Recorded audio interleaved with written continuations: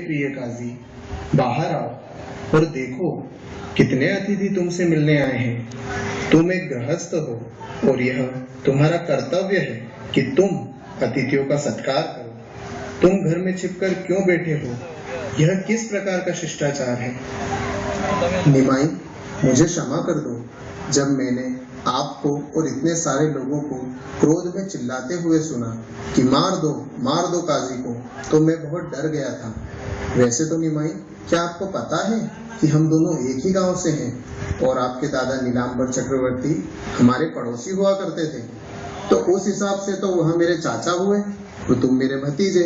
तो कोई चाचा अगर गलती करता है तो भतीजे को उन्हें क्षमा कर देना चाहिए ना, और इतनी गंभीरता से नहीं लेना चाहिए। मेरे पास एक प्रश्न है आपके लिए।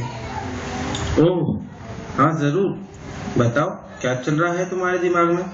मेरे प्रिय चाचा जी, क्या आप गाय का दूध पीते हैं? हाँ। तो उस हिसाब से तो गाय आपकी माता हुई और बैल जो कि अनाज उत्पादन में और उसके रख रखाव में आपकी सहायता करता है, वह आपका पिता हुआ। हाँ, मैं आपकी बात से सहमत हूँ। चूंकि गाय और बैल आपके माता पिता हुए, तो आप किस प्रकार से उनकी हत्या कर उन्हें खा सकते हैं? किस प्रकार के धार्मिक सिद्धांत हैं ये?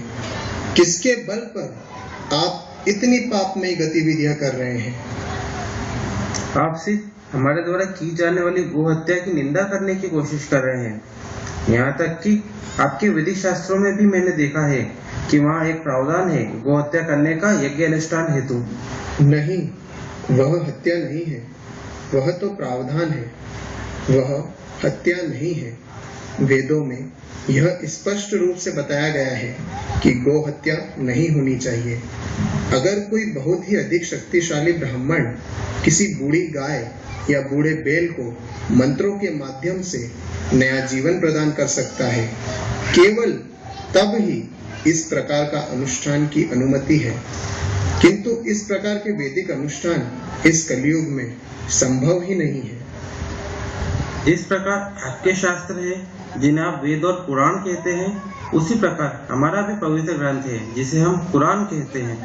कुरान में गो हत्या का प्रावधान बताया गया है। मेरे प्रिय चाचा जी, यह किस प्रकार का धर्म है आपका जो कि अपने ही माता पिता को खाने की अनुमति देता है? कुरान में दो मार्ग बताए गए हैं, पहला भौतिक संपन्नता और दूसरा आध्यात्मिक प्रगति। आध्यात्मिक प्रगति के मार्ग में यह सब निषेध है, परंतु भौतिक संपन्नता में इसकी अनुमति है। पर हाँ, यह सत्य है कि कुरान गो हत्या करने को किसी को प्रोत्साहित नहीं करता, खासकर उन लोगों को जो कि आध्यात्मिक प्रगति के विद्यार्थी है। आप सभी धर्मों के सार की बात कर रहे हैं जो कि कटु सत्य और निश्चल प्रेम है। तुम पवित्र नाम के उच्चारण में क्यों बाधा उत्पन्न कर रहे हो? क्यों तुम इतने भक्तों को दंडित कर रहे हो? मैं आपको एक बहुत ही गोपनीय बात बताना चाहता हूँ। क्या हम किसी अन्य स्थान पर चल सकते हैं? मेरे भक्त मेरे बहुत ही प्रिय हैं और तुम इनके सामने सब कुछ बता सकते हो। उस दिन जब मैंने मृदंग फोड़ा था और मैं अपने महल को वापिस आया था, उस रात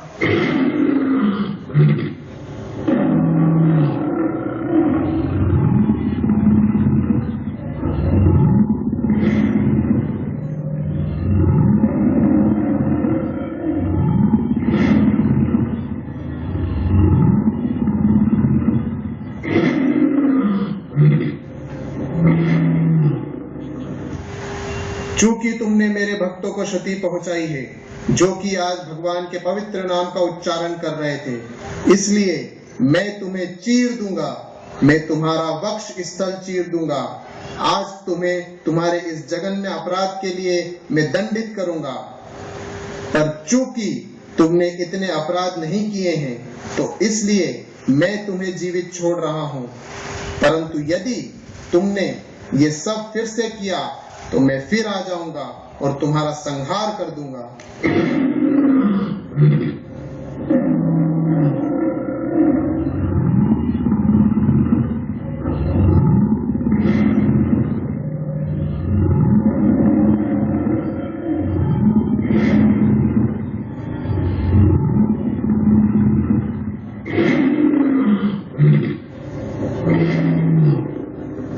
मेरे प्रिय निमाई, जब मैं नींद से उठा, मैंने अपना वक्षस्थल देखा तो मैंने देखा कि मेरे वक्षस्थल पर भगवान नरसिंह देव के नखों के निशान हैं। यहाँ तक कि अब तक वह निशान मेरे वक्षस्थल पर है। यह देखो। अब मैं समझ गया कि आप ही पूर्ण पुरुषोत्तम भगवान श्री हरि विष्णु है। आप ही सभी धर्मों की एकमात्र लक्ष्य है। आज मैं स्वयं को आपके चरणों में समर्पित करता हूँ।